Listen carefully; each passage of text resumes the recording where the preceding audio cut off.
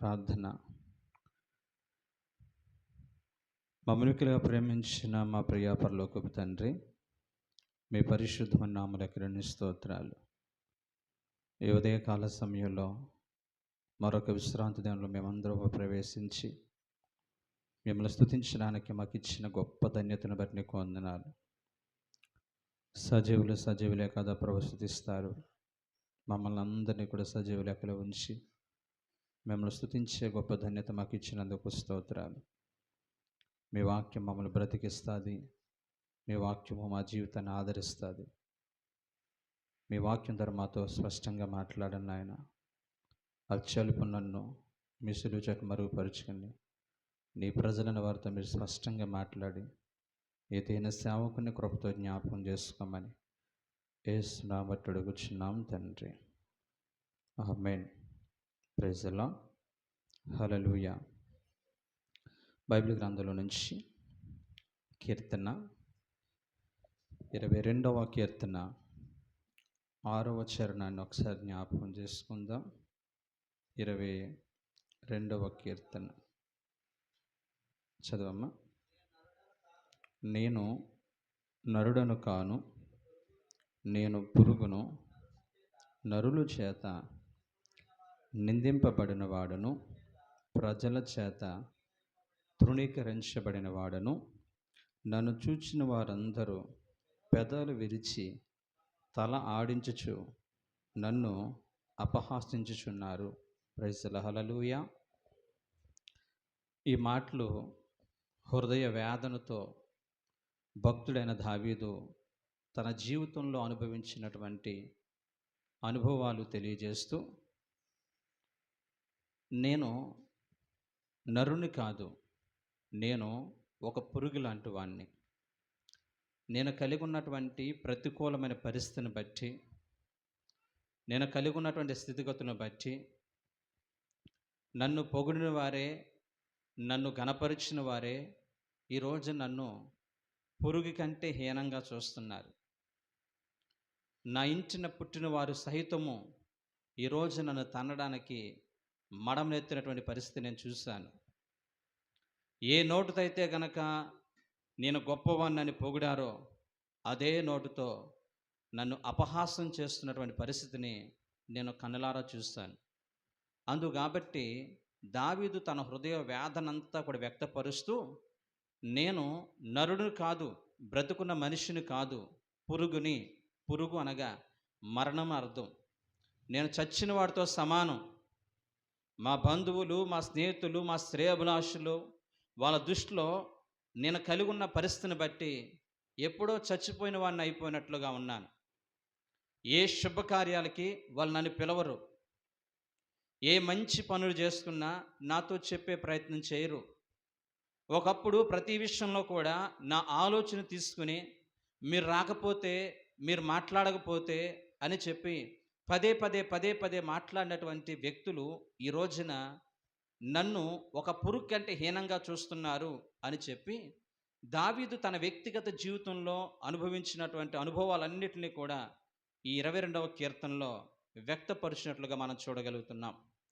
మన దైనందిక జీవితంలో కూడా అనేక సందర్భాల్లో ఎలాంటి ప్రతికూలమైన వాతావరణము, ఎలాంటి ప్రతికూలమైన పరిస్థితులు గుండా నీవు నేను కూడా వెళ్ళడానికి అవకాశం ఉన్నప్పుడు దావీదు ఏ విధముగా ప్రభువును బట్టి తాను ధైర్యపరుచుకున్నాడో, ఈ రోజున ఈ వాక్యం వింటున్న మనమందరము కూడా మీ బంధువుల్లో, స్నేహితుల్లో, శ్రేయోభిలాషుల్లో ఒకవేళ సరైన విలువలు లేనప్పుడు, సరైనటువంటి గౌరవం దక్కలేనప్పుడు దయచేసి ఏ ఒక్కరూ కృంగిపోకుండా ప్రభువును బట్టి ధైర్యం తెచ్చుకునేవారుగా ఉండాలని ప్రభు వాక్యం సెలవిస్తూ ఉంటుంది.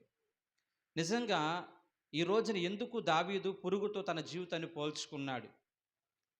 ఈ సృష్టి యావత్తులో సర్వజ్ఞాని అయినటువంటి దేవాతి దేవుడు ప్రతి జీవచరాలని, మనుషుల్ని, పశువుల్ని, జంతువుల్ని, అలాగే చెట్లను, పురుగులను, సమస్తాన్ని సృష్టించాడు.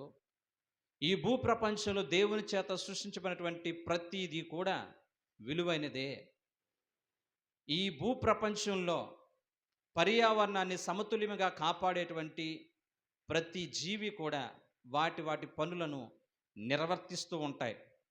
ఏది కూడా ప్రాముఖ్యమైనది, ఏది కూడా ప్రాముఖ్యత లేనిది అనడానికి ఈ భూప్రపంచంలో ఏ వస్తువు కూడా, దేవుని చేత సృష్టించబడిన ఏ సృష్టి కూడా లేదు అనడానికి ఏమాత్రం కూడా సందేహం లేదు. దయచేసి ఈ రోజున ఈ పురుగును గూర్చినటువంటి విలువైనటువంటి 4 ఆత్మీయమైన పాఠాలు మనం నేర్చుకుందాం. పురుగు మన జీవితంలో నేర్పించేటువంటి ఒక ఉన్నతమైనటువంటి పాఠాలని మనం నేర్చుకునే ప్రయత్నం చేద్దాం.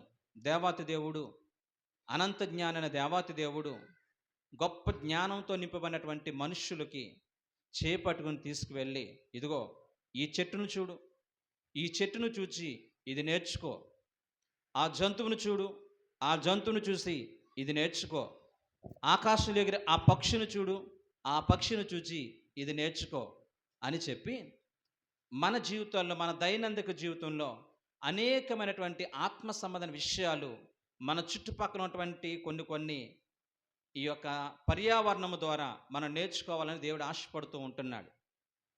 దయచేసి పురుగును గూర్చినటువంటి ప్రస్తావన బైబిల్ గ్రంథంలో 2-3 సందర్భాలు నేను చెప్తాను. మొట్టమొదటిగా యోనా గ్రంథము 4వ అధ్యాయము 6వ వచనం మనం చూస్తే ఇక్కడ కనిపిస్తుంది. నినివే పట్టణానికి సువార్త ప్రకటించమని యోనాను పంపించినప్పుడు యోనా సువార్తను ప్రకటించి ఆ నినివే పట్టణస్తులందరూ కూడా మరి కొద్ది దినాల్లో నాశనం అయిపోతూ ఉంటారు, దీన్ని నేను కళ్ళారా చూస్తానని చెప్పి మిక్కిలి అపేక్షతో యోనా ఎదురు చూస్తూ ఉంటున్నాడు. కానీ ప్రేమగల దేవుడు, వాత్సల్యత గల దేవుడు, అనురాగము గల దేవుడు, పశ్చాత్తాపడితే వెంటనే క్షమించే దేవుడు, పాపములన్నింటినీ కూడా వెనక అగాధంలో పడవేసేటువంటి గొప్ప దేవుడు ఈ నినివే పట్టణస్తుల యొక్క లోతైన పశ్చాత్తాపాలు చూచి వారిని చంపకుండా, వారిని నాశనం చేయకుండా కాపాడాడు. అలాంటి సందర్భంలో యోనాకి ఒక రకమైన కోపం వచ్చినప్పుడు యోనాకి ఒక ఆత్మీయ పాఠం నేర్పించాలని చెప్పి ఆ భయంకరమైన మండుటెండలో యోనాకు ఉపశమనం కలిగించేటట్లుగా రాత్రికి రాత్రి ఒక సొర చెట్టుని పుట్టింపజేశాడు. ఆ సొర చెట్టుకి నీడ కింద కూర్చున్నటువంటి యోనా ఆ భయంకరమైన ఎండలో గొప్ప ఓదార్పుని, ఆశ్రయాన్ని పొందుతూ ఉన్నాడు. ఇలా జరుగుతున్నటువంటి సందర్భంలో దేవుడు మరలా ఒక పురుగుని పుట్టింపజేసి ఒక్క రోజులోనే ఆ యొక్క సొర చెట్టు అంతా కూడా తినివేసేటట్లుగా చేశాడు. ఈ సందర్భం అంతా చూసినటువంటి యోనా హృదయం కొంచెం బాధ అనిపించింది. అరే, చక్కగా ఆదరణ కలిగించేటువంటి ఈ యొక్క సొర చెట్టుని అనవసరంగా ఈ పురుగు వచ్చి తినేసింది అని చెప్పి బాధపడుతూ ఉంటుంటే దేవుడు ఒక ఉన్నతమైన అనుభవాన్ని యోనాకు నేర్పిస్తూ, యోనా, కుడి ఎడమలో ఒక రాత్రి పుట్టింది, అది నువ్వు దాన్ని పెంచలేదు, దానికి నీరు పోయలేదు, రాత్రి పుట్టిందే మరలా చచ్చిపోతే ఈరోజు నువ్వు అంత బాధపడుతున్నా.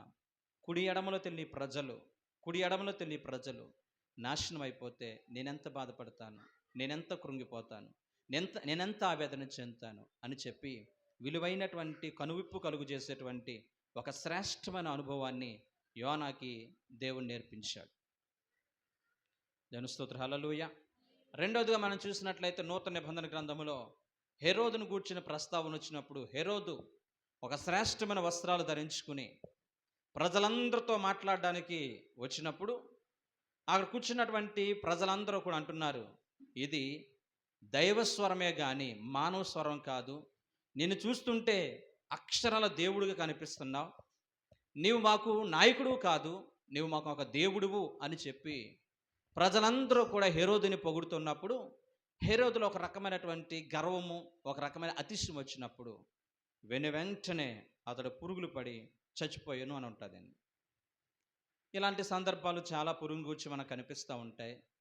ఈ రోజున పురుగు మనకు నేర్పించేటువంటి మొట్టమొదటి పాఠం, మీరు బైబిల్ గ్రంథాన్ని చూసినట్లయితే కీర్తన 37వ కీర్తన 8వ వచనం, అలాగే ఎఫెసీ రాసిన పత్రిక 4వ అధ్యాయము 26వ వచనం, ఈ 2 వచనాలని మీరు తీసుకొని మీరు చదివే ప్రయత్నం చేయండి. సందర్భం నేను చెప్తున్నాను. మొట్టమొదటిగా మీరందరూ కూడా పురుగు అంటున్నాము. చాలామంది తెలుసు పురుగులు చాలా ఉన్నాయి. ఈరోజు మనం నేర్చుకునేటువంటి పురుగు వానపాము. ఏ పాము అండి? వానపాము. వానపాము తెలిసినంత చేతులు పైకెత్తండి. Praise the lord. హల్లెలూయా. వానపాము. పామే గాని పాముకుండేటువంటి పరిస్థితులు దానికి ఉండవు. ఈ వానపామును గూర్చి మనకు నేర్పించేటువంటి 4 విలువైన పాఠాలు. మొట్టమొదటి పాఠము, ఇది పామే గాని బుసలు కొట్టదు. ఏం చేదండి? సర్వసాధారణంగా ఏదైనా ఆపదొచ్చినప్పుడు, ఏదన్నా భయంకరమైనటువంటి ప్రాణహాని ఉన్నప్పుడు ఈ పాములు ఏం చేస్తాయి తెలుసా? బుస కొడతాయి. భయపెట్టడానికి, కాటు వేయడానికి బుసలు కొట్టే ప్రయత్నం చేస్తూ ఉంటుంది. కానీ ఈ వానపాము మాత్రం పొరపాటును కూడా బుస అనేది కొట్టదు. దీని యొక్క ఆధ్యాత్మికమైన అర్థాన్ని మనం చూసినట్లయితే, బైబిల్ గ్రంథం నుంచి చదివించినటువంటి 37వ కీర్తన 8వ వచనం, కోపము మానము, ఆగ్రహాన్ని విడిచిపెట్టుము. ఈ యొక్క మాటను మనం చూసినట్లయితే, బుస కొట్టడం అనేది దేనికి సాదృశ్యం ఉందంటే కోపానికి సాదృశ్యంగా ఉంది. దయచేసి ఈ రోజున తన కోపమే తన శత్రువు అనేటువంటి విషయాన్ని మనందరూ కూడా తెలుసు. మనిషి కలిగి ఉన్నటువంటి కోపాన్ని బట్టి విలువైనటువంటి పరిస్థితులను కోల్పోయినటువంటి పరిస్థితులు మనం చూస్తూ ఉంటున్నాం. చక్కని ఆత్మ సంబంధమైనటువంటి సత్సంబంధాలు, భార్యాభర్తల మధ్య ఉన్న సత్సంబంధాలు, కుటుంబాలతో ఉన్నటువంటి సత్సంబంధాలని ఈ రోజున కోల్పోవడానికి ప్రధాన శత్రువు కోపమే. దయచేసి ఈ రోజున వాక్యం ప్రేమిట్లారా, దేవుని సన్నిధికి వచ్చిన మన జీవితాలలో మనం క్రమంగా కోపాన్ని చంపుకునేటట్లుగా ఉండాలి. కోపం ద్వారా అనేక కష్టాలు కొని తెచ్చుకునేవారుగా మనం ఉండకూడదని ఇది నేర్పిస్తూ ఉంటుంది. మరి ఈ రోజున వాక్యం ప్రియమైన బిడ్డలారా, నా బ్రతుకుల్లో మీరు బైబిల్ పట్టుకుని మైక్ పట్టుకుని వాక్యం చెప్తున్నారు, అసలు మీకు కోపం అంటే ఏంటో తెలియదా అని నన్ను అడిగితే 100% ఏ మనిషి కూడా ఈ ప్రపంచంలో నాకు కోపం లేదు, నేను సాధువుని, నేను సాత్వికుని అని చెప్పడానికి ఆస్కారం లేదు. ఈ మాటకి బైబిల్ గ్రంథంలో ఎఫెసీయులకు రాసిన పత్రిక 4వ అధ్యాయము 26వ వచనంలో అంటున్నాడు కదా, కోపపడుడి కానీ పాపము చేయొద్దు, ఆ కోపము కూడా సూర్యుడు అస్తమించే వరకు నిలవకూడదు అనేటువంటి మాట అపోస్తలుడైన పౌలు గారు ఈ యొక్క ఎఫెసీ పత్రిక రాస్తూ అంటున్నాడు కదా. కోపపడుడి కానీ ఏం చేయొద్దు? పాపము చేయొద్దు. సాయంకాలం సూర్యుడు అస్తమించే వరకు కూడా ఆ కోపం అనేది నీలో నిలవకూడదు అని వాక్యం సెలవిస్తుంది. దయచేసి ఈ రోజున వాక్యం ప్రేమిలారా, చిన్న చిన్న విషయాలకి ఎదుటి వ్యక్తుల మీద మనం పగ దాచుకుని, కోపాలు దాచుకుని మనం బ్రతుకున్నప్పుడు నిజముగా అనేకమైనటువంటి అనర్థాలు దారితీస్తూ ఉంటాయి. నాకు తెలిసినటువంటి భయంకరమైనటువంటి పరిస్థితిని మనం చూసినట్లయితే, ఒక వ్యక్తి మీద మన జీవితాలకి ఒక కోపం అనేది మనసులో ఉన్నప్పుడు ఆ వ్యక్తి ఏ పని చేసినా కానీ మనకు ఇబ్బందిగానే ఉంటుంది. అవునా కాదండి? ఏది చేసినా కానీ ఇబ్బందిగానే ఉంటుంది. ఏది మాట్లాడినా కానీ దాన్ని స్వీకరించలేం. ఈ రోజున అత్తాకోడల మధ్య విపరీతమైన గొడవ కారణాలు ఏంటి? ఎప్పుడో ఏదో అన్నది అనేటువంటి మాటని మనసులో దాచుకుని, పగ పెట్టుకుని, కోపం పెట్టుకుని ఈ విలువైనటువంటి మాటల్ని, విలువైన సత్సంబంధాన్ని కోల్పోయే పరిస్థితిని మనం చూస్తూ ఉంటున్నాం. స్నేహితుల మధ్య ఈ రోజున కోపతాపాలు మనసులో దాచుకున్నప్పుడు మనం సర్వసాధారణంగా మన జీవితాలలో సత్సంబంధాన్ని కొనసాగించలేం. కానీ దీనికి సమస్యకి పరిష్కారం ఏంటి అని మనం చూస్తే, సాయంకాలం అయ్యేసరికి మనలో ఉన్నటువంటి ప్రతి కోపాన్ని కూడా ఏం చేసుకోవాలండి? చంపేసుకోవాలి. ఆ కోపం పరిపక్వం చెంది కోపం ద్వారా పాపం చేసేటట్లుగా ఎవరూ కూడా ఉండకూడదు. దయచేసి ఈ రోజున వాక్యం ప్రేమిలారా, బైబిల్ గ్రంథం లాంటి వ్యక్తులు చాలామంది మనకు కనిపిస్తారు. మనందరికీ పరిచయమైనటువంటి వ్యక్తి ఏసేబుని అన్నలు ఎంత దారుణంగా అతని పట్ల ప్రవర్తించారంటే, నిజంగా అన్నలందరికీ కూడా సహకరించాలనే ఉద్దేశంతో, సహృదయముతో ఏసేబు అన్నల దగ్గరికి వచ్చారు. కానీ ఏసేబు మీద అప్పటికే పగ ప్రతీకారాలు పెట్టుకున్నటువంటి యొక్క ఏసేబు యొక్క అన్నలు ఏసేబుని చంపాలి, ఏసేబుని అంతమందించాలి అని చెప్పి వాళ్ళందరూ కూడా మాట్లాడుకున్నారు. రూబేను అనేటువంటి వ్యక్తి ఏసేబుని చంపితే మనకి ఏమొస్తుంది అని చెప్పి ఏసేబుని డబ్బులు వచ్చినట్లుగా మిద్యానులకు అమ్మేశారు. అలా అమ్ముతూ ఉన్నప్పుడు ఎప్పుడూ కూడా తండ్రిని విడిచిన సందర్భాలు గానీ, ఎప్పుడూ కూడా అన్నలను విడిచిన సందర్భాలు గానీ లేకుండా స్వచ్ఛమైన ప్రేమానురాగాలతో బ్రతికేటువంటి యేసేపు యొక్క జీవితం అంతా కూడా ఒక అంధకారంగా మారిపోయింది. ఎంత దారుణంగా ప్రవర్తించారంటే తనకు మీద కనీసం వస్త్రాలు కూడా లేకుండా వస్త్రహీనుడిగా చేసి ఆ యొక్క నడి రోడ్డు మీద మిద్యానులకు అమ్మేస్తే, ఒక పశువును అమ్మినట్లుగా అమ్మేస్తే యేసేపు గుండెలు బాదుకుంటూ ఏడ్చుతూ, ప్రభువా నా భవిష్యత్తు ఏంటి, నా జీవితం ఏంటనుకుంటూ ఆ మిద్యానుల వెంట వెళ్ళాడు. ఆ తర్వాత కాలంలో వాళ్ళు ఐగుప్తులకి అమ్మేస్తారు. ప్రాంతం కాని ప్రాంతం, ప్రజలు కాని ప్రజలు తన బాధని వ్యక్తపరుచుకోవడానికి ఏ ఒక్కరూ కూడా లేనటువంటి ప్రదేశము. అలాంటి చోట్ల అనేక అవమానాలు, నిందలు, ప్రతికూల పరిస్థితులు యేసేపు అనుభవిస్తూ, ఇదంతటి కారణం నా బ్రతుకులో ఇవన్నీ అనుభవాలు అనుభవించడానికి కారణం, నా బ్రతుకులు ఈ కష్టాలన్నీ కూడా భరించడానికి కారణము నా అన్నలే కదా. వాళ్ళ కనపడితే ఒక్కొక్కరిని నరికేస్తాను అనేటువంటి పగలు యేసేపు పెట్టుకోలేదు. కానీ తన గుండెల నిండా కూడా దేవుని ప్రేమ నింపుకున్నాడు కాబట్టి అక్కడికక్కడే మర్చిపోయాడు. కాలం గడుస్తూ ఉంటుంది. కాలం ఎప్పుడూ ఒక మనిషికి ఒకేలా ఉండదు. పరిస్థితులు మారుతాయి. దేవుని కృప యేసేపు పొందుకొని ఐగుప్తు దేశానికి ప్రధానిగా మారిపోయాడు. ప్రపంచం అంతా కూడా విపరీతమైన కరువు వచ్చినప్పుడు అందరూ కూడా యేసేపు దగ్గరికి వచ్చి ఆహారం కొనుక్కుని వెళ్తున్నారు. అదే క్రమంలో యేసేపు యొక్క అన్నలందరూ కూడా వచ్చి యేసేపు ఎదుట నిలబడ్డారు. యేసేపు ఎదుట సాగిలపడ్డారు. ఈ దృశ్యం చూసినటువంటి యేసేపు తన జీవితంలో జరిగిన అవమానకరమైనటువంటి భయంకరమైనటువంటి పరిస్థితులన్నీ కూడా జ్ఞాపకం వచ్చి వీళ్ళందరినీ కూడా చంపేయండి, వీళ్ళందరూ నా కీడు తలపెట్టిన వాళ్ళు అని చెప్పి యేసేపు గనక పగ దాచుకున్నవాడైతే అక్కడ ఎవరు అన్నల్ని మిగిలేవారు కాదు. యేసేపుకు ఉన్నటువంటి గొప్పతనం ఏంటో తెలుసా? యేసేపుకి వాళ్ళ అన్నలు చేసినటువంటి ఆ కీడంతటిని కూడా ఆ సూర్యుడు అస్తమించే లోపే మర్చిపోయాడు. కాబట్టి ఈ రోజున అన్నల మీద విపరీతమైన ప్రేమ పుట్టుకొచ్చి వారితో ప్రీతిగా మాట్లాడి వాళ్ళకి ఆహారం సమకూర్చి, నేను మిమ్మల్నే కాదు మిమ్మల్ని మీ పిల్లల్ని పోషిస్తానని చెప్పి ఇంత ప్రేమను వ్యక్తపరిచాడంటే యేసేపులో ఏ కోసాన కూడా కొంచెమైనా కానీ కోపము కానీ ద్వేషము కానీ యేసేపు జీవితంలో దాచుకోలేదనే విషయం మనందరికీ కూడా తెలుస్తూ ఉంది.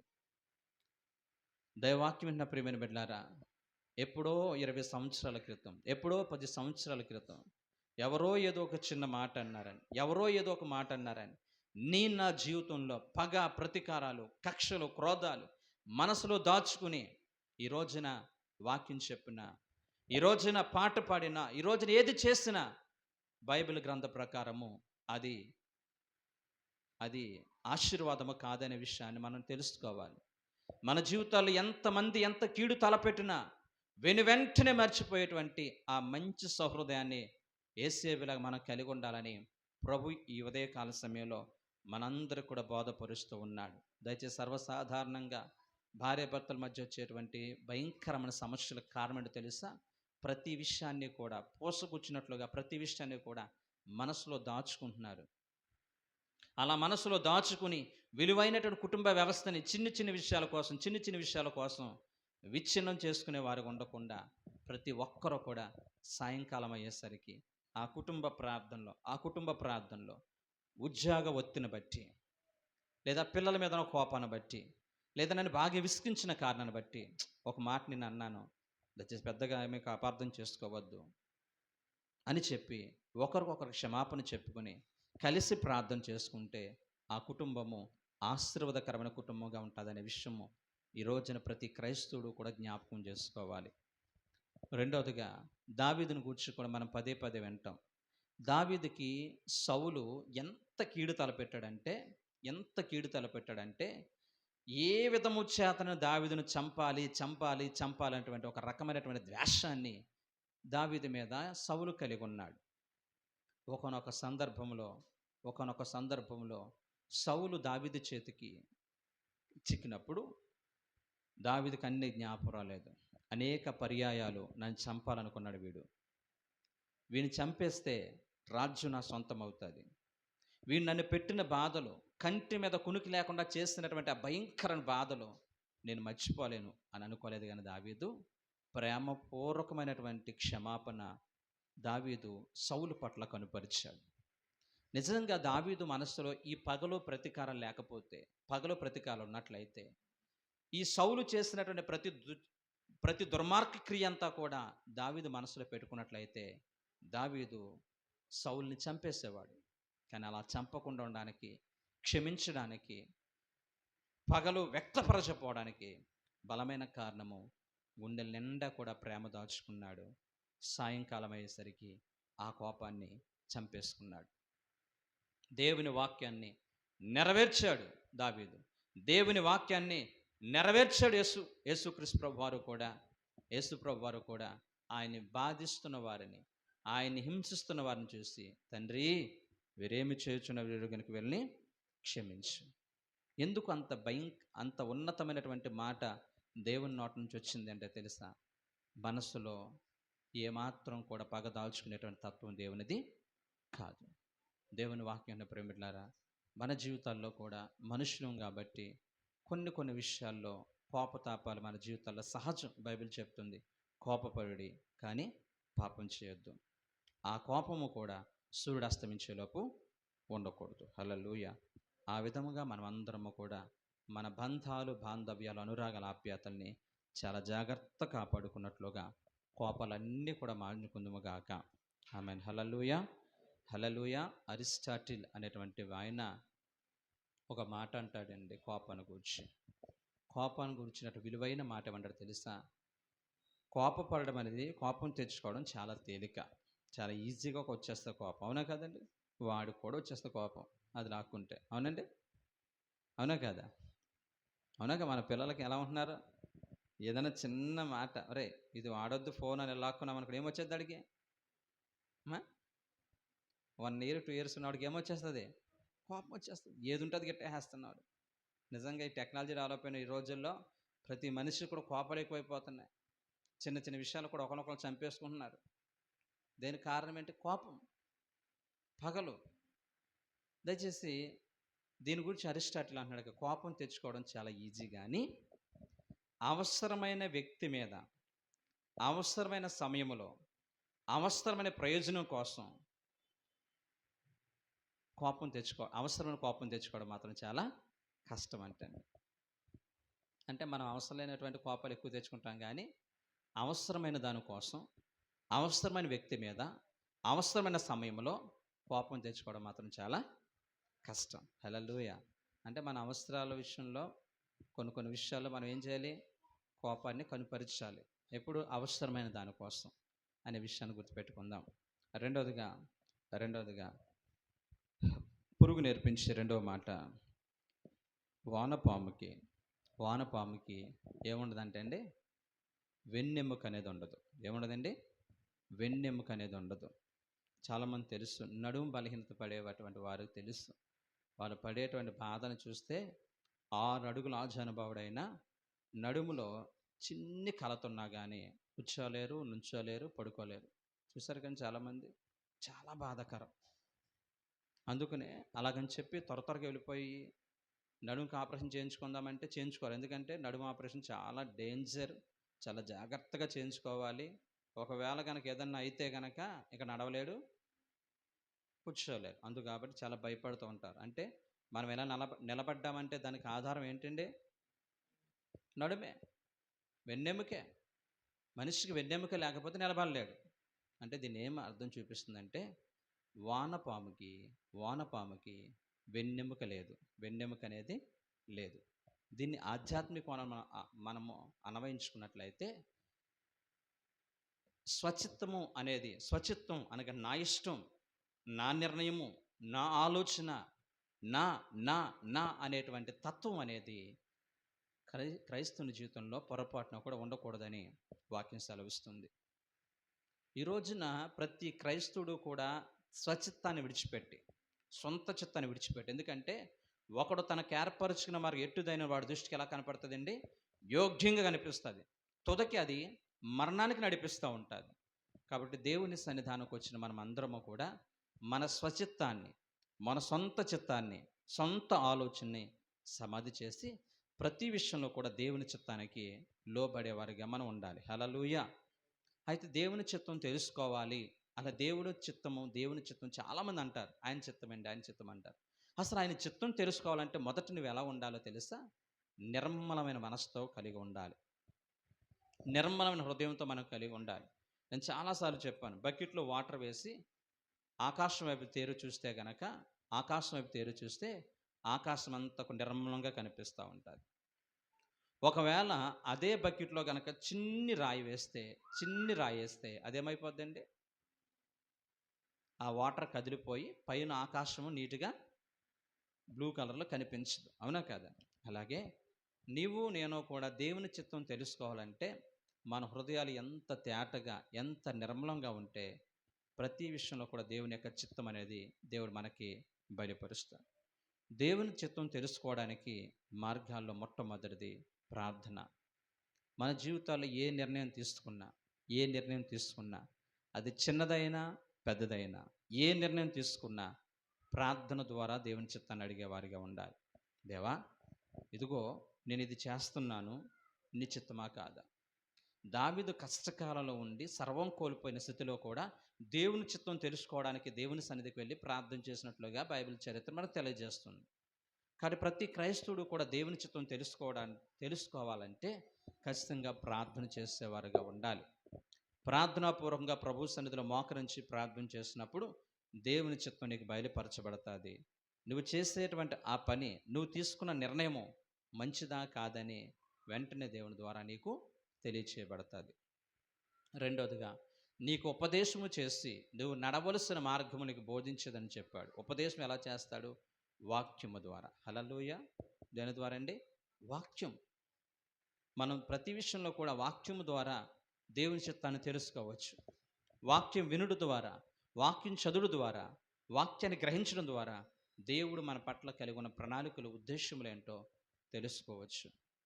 ఇక మూడోదిగా మనము చూసినట్లయితే, దేవుని చిత్తం తెలుసుకునే మార్గము పరిశుద్ధాత్మ అనుభవంలోకి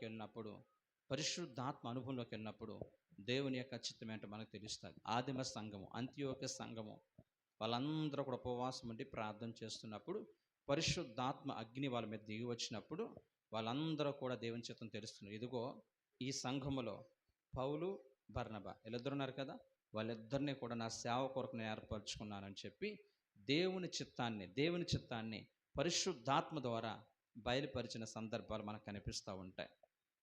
తర్వాత దేవుని చిత్తం తెలుసుకోవడానికి మన మనస్సాక్షి చాలా ఉపయోగపడుతూ ఉంటుంది. మన మనస్సాక్షి దేవుని చిత్తం తెలుసుకోవడానికి ఒక బలమైనటువంటి సాధనం అనే విషయాన్ని ప్రతి ఒక్కరూ కూడా గమనించాలని ప్రభువుపేట తెలియజేస్తున్నాను. చివరగా దైవ సేవకుని ద్వారా దేవుని చిత్తాన్ని తెలుసుకోవచ్చు. దేవునికి మీకును మధ్య పెట్టినటువంటి ప్రతినిధి దైవ సేవకుడు. ఆ దైవ సేవకుడు మీ కొరకు, మీ అవసరాల కొరకు ప్రభు సన్నిధిలో ప్రార్థన చేస్తున్నప్పుడు దేవుడు తన చిత్తాన్ని సేవకుడు ద్వారా బయలుపరిచిన సందర్భాలు ఎన్నో మనకు కనిపిస్తూ ఉంటాయి. మన సందర్భాన్ని మనం చూసినట్లయితే బైబిల్ గ్రంథంలో మనము చూడండి, ఆమోస్ గ్రంథము 3వ అధ్యాయము 7వ వచనం.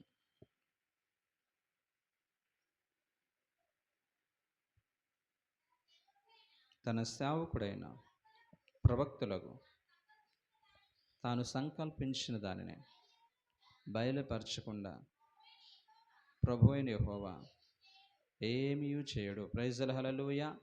తన సేవకునికి బయలుపరచకుండా నీ కుటుంబంలో కానీ వ్యక్తిగత జీవితంలో ఏది కూడా చేయడు అని ఉంటాడు. బైబిల్ గ్రంథంలో సొదొమ గొమొర్రా ప్రాంతాన్ని నాశనం చేసే ముందు దేవుడు తన యొక్క ప్రణాళికని దావీదుకు బయలుపరిచాడు. వెంటనే అబ్రహాము వెళ్ళి లోతుని కాపాడుకోవడానికి ప్రయత్నం చేశాడు. రెండవదిగా, దేవుని చిత్తాన్ని తెలియచేయడం కోసం నాతాను ప్రవక్తను పంపించి దావీదుతో మాట్లాడించిన సందర్భాలు మనకు కనిపిస్తూ ఉంటాయి. ఇలా చెప్పుకుంటూ పోతే, అలాగే యెషయా ప్రవక్తను పంపించి నీవు మరణమవుతావు అనేటువంటి దేవుని చిత్తాన్ని బైబిల్ గ్రంథంలో మనం చూసినట్లయితే అనేక సందర్భంలో హిజ్కియాకి దేవుడు తెలియజేస్తాడు. హిజ్కియా, నువ్వు మరణం అవబోతున్నా నీళ్ళని చక్కబెట్టుకని చెప్పి దైవ సేవకుని ద్వారా దేవుని చిత్తాన్ని హిజ్కియాకి బయలుపరిచాడు. ఇలా చెప్పుకుంటూ పోతే దేవుడు తన చిత్త ప్రకారముగా చేయాలనుకున్నటువంటి ప్రతి విషయాన్ని సేవకుని ద్వారా మనుషులకి బయలుపరిచిన సందర్భాలు ఎన్నో మనకు కనిపిస్తూ ఉంటాయి. కాబట్టి దేవుని చిత్తం తెలుసుకుని మనం అడుగులు వేయాలి. మన స్వచిత్తము, మన సొంత జ్ఞానము కొన్ని సందర్భాల్లో మన నష్టాల పాలు చేస్తుంది, కష్టాల పాలు చేస్తుంది, మరలా కోలుకోలేనటువంటి పరిస్థితుల్లో మనల్ని తీసుకువెళ్తుంది. కానీ దేవుని చిత్త ప్రకారం అడుగులు వేసిన ప్రతి ఒక్కరూ కూడా విజయ పదంలో ముందుకు సాగిపోతారు. కొన్ని సందర్భాలు లేట్ అవుతాయి, కొన్ని సందర్భాలు ఏమవుతాయండి, లేట్ అవుతూ ఉంటుంది. మనం వెళ్తాం కదండి, మీరు కారు మీద వెళ్తూ ఉన్నప్పుడు మనకి 3 ఎదురవుతూ ఉంటాయి. ఏంటి, కొన్ని చోట్లేమో రెడ్ లైట్ ఎదురవుతుంది, అవునా, వద్దు వెళ్ళొద్దు, అంతేనండి, అంతేనా, అది రెడ్ లైట్ వెళ్ళొద్దు అని సిగ్నల్ కనపడుతుంది. కొన్ని చోట్ల ఎవరో మనుషులు తిరగట్లేదు, కొంచెం చూసుకుని వెళ్ళని చెప్పేసి ఎల్లో కలర్, ఆరెంజ్ కలర్ కదండి, ఆరెంజ్ లైట్ వెలుగుతూ ఉంటుంది. అంటే ఇంత ప్రమాదం ఏం కాదు, అయినా కానీ చూసుకుని వెళ్ళి అని అర్థం, అవునా కాదు. మూడో చోటకి వెళ్ళేసరికి గ్రీన్ లైట్, పర్వాలేదు ఫ్రీ వెళ్ళిపో అనేది, అవునా కాదు. దేవుడు కూడా మన దైనందిక జీవితంలో, ఈ యాత్ర జీవితంలో కొన్నిసార్లు ఆయన చిత్త ప్రకారంగా నువ్వు వెళ్ళొద్దు ముందుకు అని ఆపుతాడు. లేదు నేను వెళ్తానని వెళ్ళామనుకోండి, రెడ్ కలర్ పడినా కానీ ఏమవుతుంది, యాక్సిడెంట్ అవుతుంది, అవునా కాదా.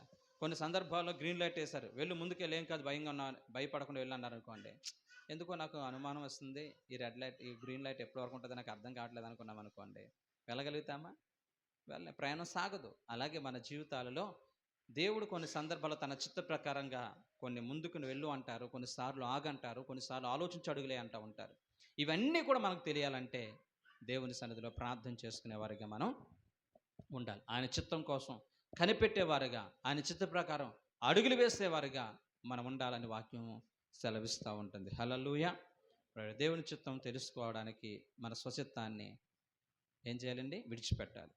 ఇక మూడవదిగా నేను చెప్తున్నాను, మూడవదిగా ఈ వానపాము విరగదు. ఏమవుతుందండి, విరగదు, విరుగుతుందండి.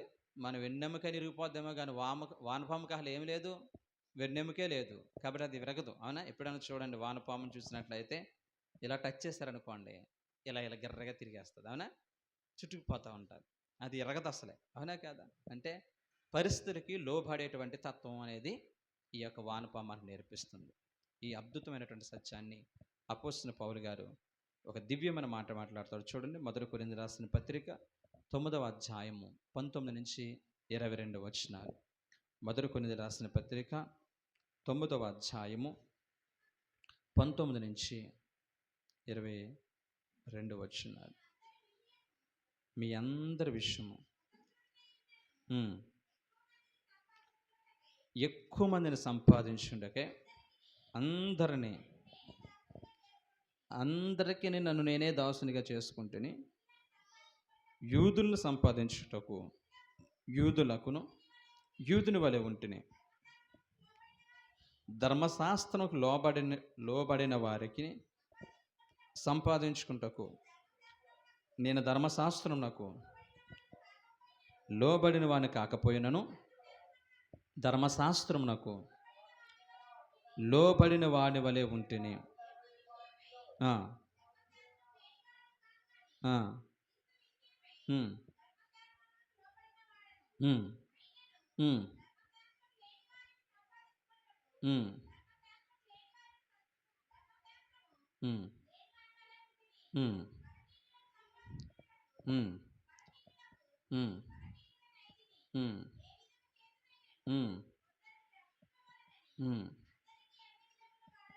ప్రైజ్ హల్లెలూయా, హల్లెలూయా.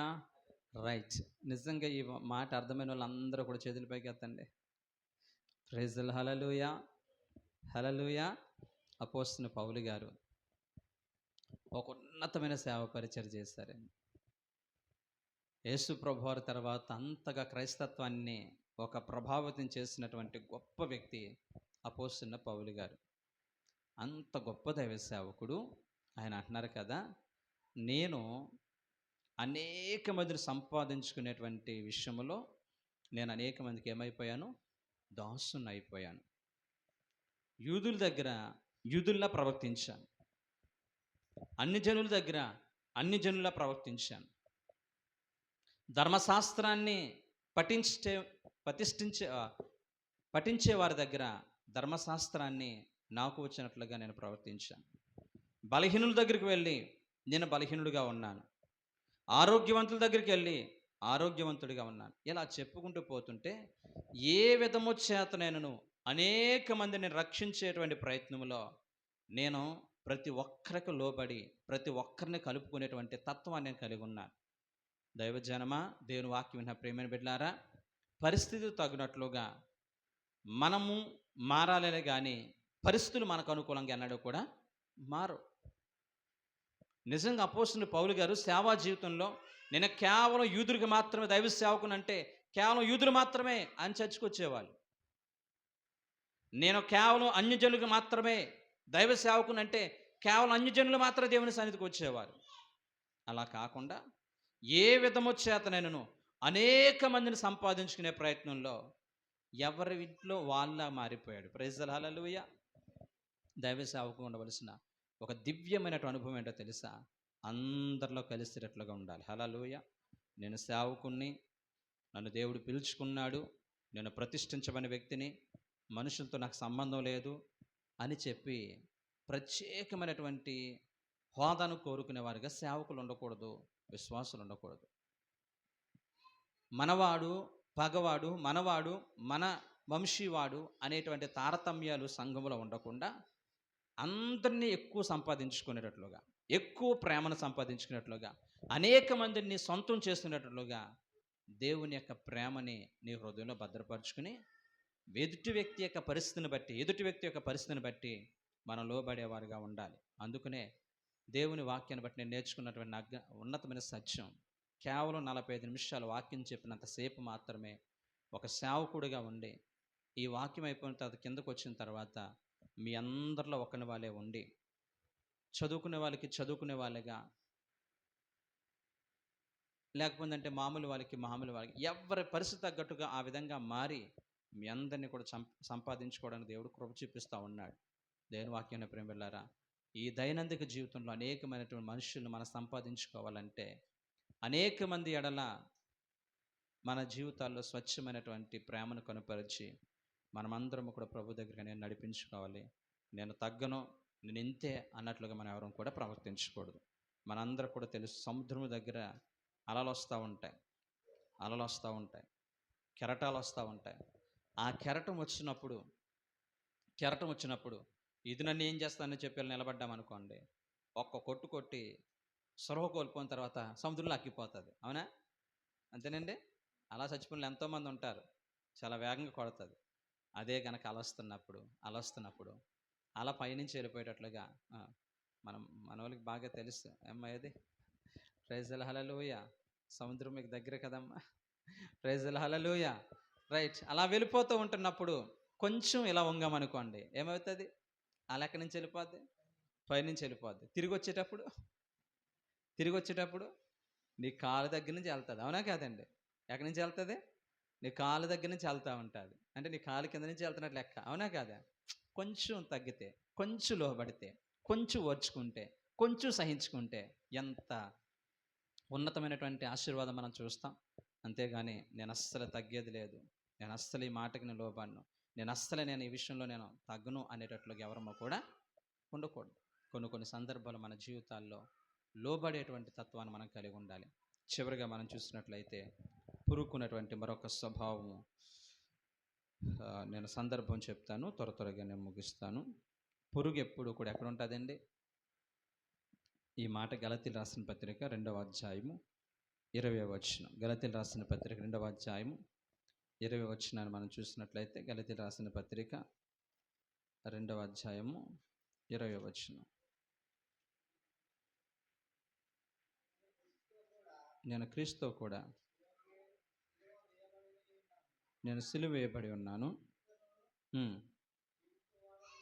జీవించేవాడు నేను కాదు, క్రీస్తు యేసు నా యందు జీవించున్నాడు. హల్లెలూయా, హల్లెలూయా.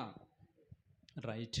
గలతీయులు రాసిన పత్రిక 2వ అధ్యాయము 20వ వచనంలో, నేను క్రీస్తుతో కూడా సిలువ వేయబడి ఉన్నాను, ఇక నువ్వు జీవించేవాడు నేను కాదు, క్రీస్తు నా యందు జీవించున్నాడు.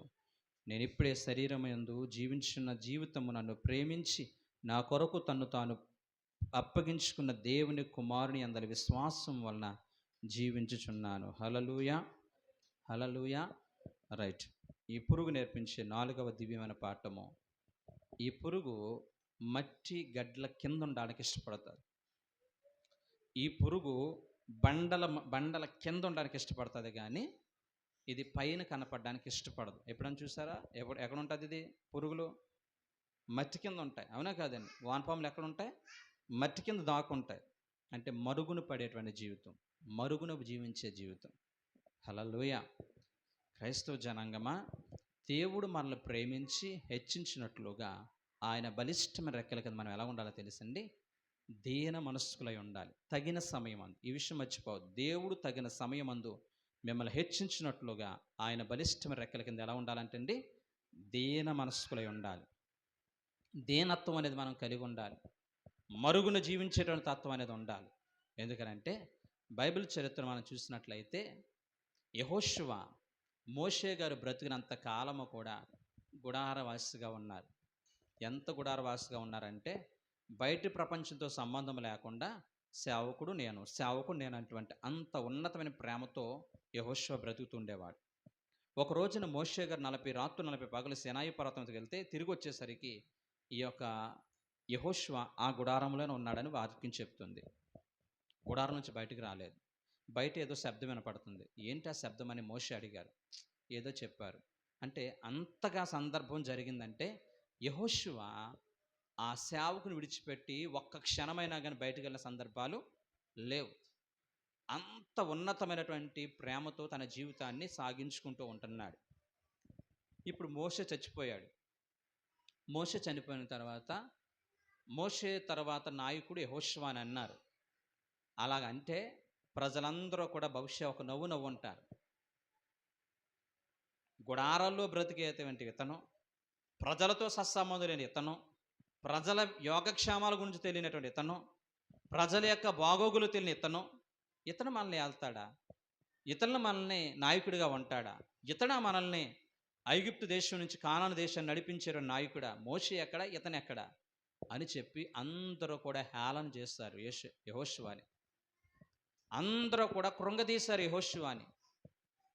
మరుగున బ్రతికిన కారణాన్ని బట్టి యెహోషువకు ఉన్నటువంటి గొప్పతనం, యెహోషువలో ఉన్నటువంటి ఉన్నతమైనటువంటి అనుభవాన్ని పరమందున్న దేవాతి దేవుడే చూశాడే తప్ప ఈ యొక్క యెహోషువలో ఉన్నటువంటి గొప్పతనాన్ని ప్రజలెవ్వరూ కూడా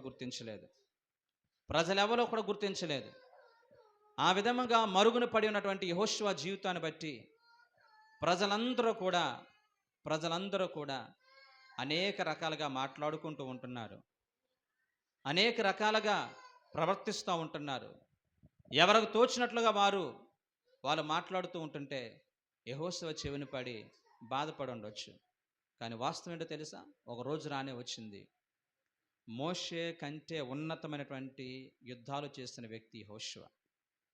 ఇంచుమించుగా 13 యుద్ధాలు చేసి అచంచల విజయాన్ని స్వాధీనం చేసుకుని ఐగుప్తు దేశం నుంచి కానాను దేశంలోకి అడుగుపెట్టినటువంటి గొప్పవాడిగా, అనేక మంది ప్రజల్ని క్షేమంగా తీసుకెళ్ళినటువంటి ఒక గొప్ప నాయకుడిగా యెహోషువను దేవుడు మార్చాడంటే కారణం తెలుసా? ఈ యొక్క జీవితం అంతా కూడా మోషే బ్రతికినంత కాలం కూడా యెహోషువ మరుగున పడి ఉన్నాడండి. హల్లెలూయా. దేవుడు నిన్ను నన్ను కూడా హెచ్చించినట్లుగా ఆయన బలిష్టం రెక్కల కింద దీన మనస్కులై ఉండండి. దేవుడు హెచ్చించే రోజు వచ్చినప్పుడు నీ హెచ్చింపుని ఏ ఒక్కరు కూడా ఆపలేరండి. అలాగే ఎలీషాను గురించి మనం చూస్తే ఎలీషా గొప్ప దైవ సేవకుడిగా పిలువబడలేదు. ఏలియా బ్రతుకున్నంత కాలం కూడా ఎలీషా చేతి మీద నీళ్లు పోస్తూ ఉండేవాడు, పరిచర్య చేస్తూ ఉండేవాడు. ఒక ఉన్నతమైన కుటుంబం నుంచి వచ్చాడు, భూస్వామి, అనేక ఎకరాల పొలం కలిగిన వ్యక్తి. ఏలియా దగ్గరికి వచ్చిన తర్వాత ఏలియాకి పరిచర్య చేసుకుంటూ బ్రతుకుతున్నాడు. చూసిన వాళ్ళందరూ కూడా ఏంట్రా ఈ పనులు, నీకున్నటువంటి టాలెంట్ ఏంటి, నీకున్నటువంటి చదువు ఏంటి, నీవు కలిగి ఉన్నటువంటి ఆస్తి ఏంటి, నువ్వేంటి పనులు చేస్తున్నావు అని చెప్పి ఎంతోమంది ఎలీషాని కృంగదీసి ఉండొచ్చు. కానీ ఒక రోజు వచ్చింది, ఏలియా వెళ్ళిపోయాడు, కొనుక్కోబడ్డాడు.